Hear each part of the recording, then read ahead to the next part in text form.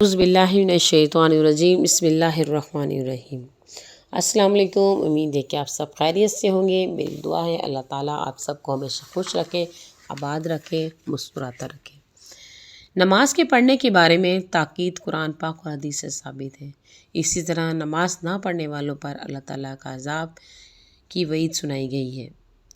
ایک مرتبہ حضور اکرم صلی اللہ علیہ وسلم نے نماز کا ذکر فرمایا اور یہ ارشاد فرمایا کہ جو شخص نماز کا اہتمام کرے تو نماز اس کے لیے قیامت کے دن نور ہوگی، حساب کتاب پیش ہونے کے وقت حجت ہوگی، نجات کا سبب ہوگی، اور جو شخص نماز نہیں پڑھتا اس کے لیے قیامت کے دن نہ نور ہوگا، نہ اس کے پاس کوئی دلیل ہوگی، نہ نجات کا کوئی ذریعہ ہوگا۔ اس کا حشر حامان، فرعون اور ابی بن خلف کے ساتھ ہوگا۔ فرعون وہ تھا جس نے خدائی کا دعویٰ کیا تھا، حامان اس کا وزیر، ابی بن خلف مشرک مکہ میں سے اسلام کا بہت بڑا دشمن تھا۔ اس کے مرنے کا واقعہ اس طرح ہے کہ ہجرت سے پہلے نبی اکرم صلی اللہ علیہ وسلم سے کہا کرتا تھا کہ میں نے ایک گھوڑا پالا ہے، اس کو میں بہت کچھ کھلاتا ہوں، اس پر سوار ہو کر نعوذ باللہ تم کو قتل کروں گا۔ حضور کرم صلی اللہ علیہ وسلم نے ایک مرتبہ اس سے فرمایا انشاءاللہ میں تجھ کو قتل کروں گا۔ احد کی لڑائی میں وہ حضور اکرم صلی اللہ علیہ وسلم کو تلاش کرتا پھرتا تھا اور کہتا تھا اگر وہ آج بچ گئے تو میری خیر نہیں ہے۔ چنانچہ قریب پہنچ گیا، صحابہ سے ارادہ فرمایا کہ دور ہی اس کو قتل کر دیا جائے، اس کو نمٹا دیا جائے۔ حضور کرم صلی اللہ علیہ وسلم نے ارشاد فرمایا کہ آنے دو۔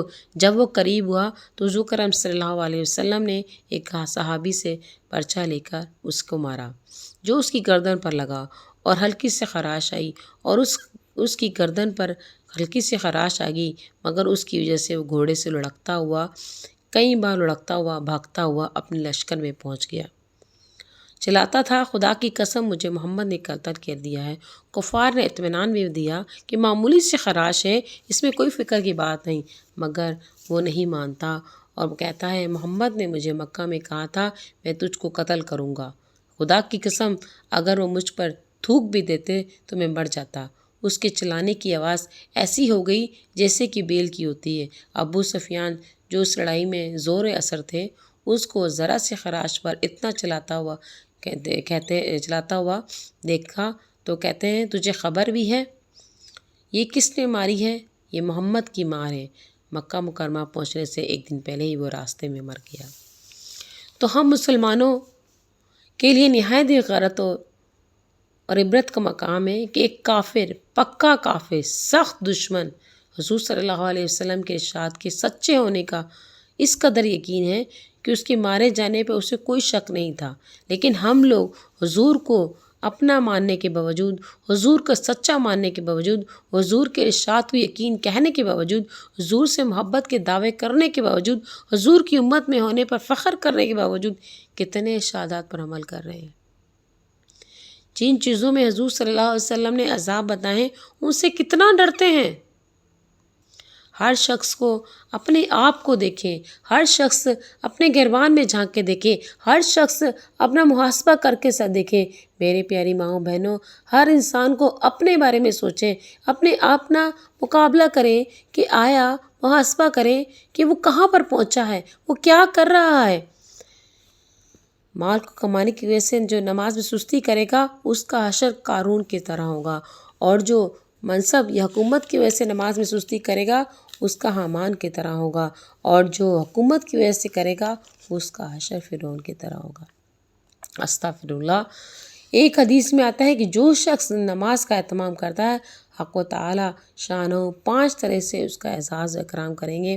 ایک یہ کہ اس پر سے رزق کی تنگی ہٹا دی جاتی ہے، دوسرا یہ سے کہ عذاب قبر ہٹا دیا جاتا ہے، تیسرا قیامت کے دن اس کے نامہ اعمال دائیں ہاتھ میں دیے جائیں گے اور وہ نہایت خوش و خرم ہر شخص کو دکھاتے پھرے گا۔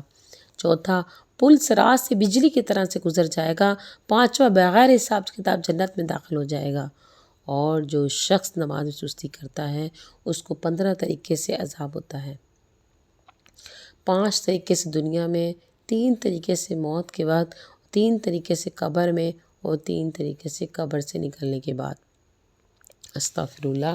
دنیا کی 5 تو یہ ہیں کہ اس کی زندگی سے برکت ہٹا دی جاتی ہے، اس کے چہرے سے نور ہٹا دیا جاتا ہے، اس کے نیک کاموں کا اجر ہٹا دیا جاتا ہے، اس کی دعائیں قبول نہیں ہوتی، نیک بندوں کی دعاؤں میں اس کا کوئی حصہ نہیں ہوتا۔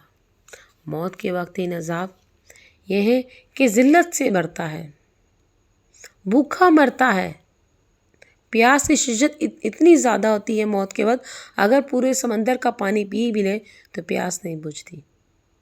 قبر کے 3 عذاب، اس پر قبر تنگ کر دی جاتی ہے، استغفر اللہ، پسلیاں ایک دوسرے کے اندر پھنس جاتی ہیں، استغفر اللہ، قبر میں ایک سانپ کی طرح اژدھا مسلط کر دیا جاتا ہے جس کی آنکھیں آگ کی ہوتی ہیں، ناخن لوہے کی طرح، اور ناخن کی لمبائی اتنی ہے کہ پورا دن اس پر چلا جائے تب جا کے اس کی لمبائی ختم ہو جاتی ہے۔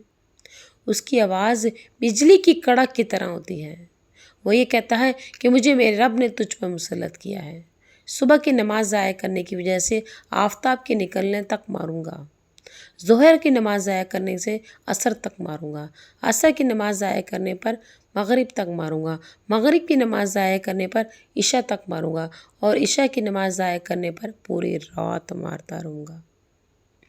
اور اس کا ایک مارنا وہ اس طرح ہے کہ مردہ 70 ہاتھ زمین میں دھس جاتا ہے، اسی طرح قیامت تک اس کو عذاب ہوتا رہے گا، استغفر اللہ۔ اور قبر سے نکلنے کے بعد 3 طرح کے عذاب ہوں گے۔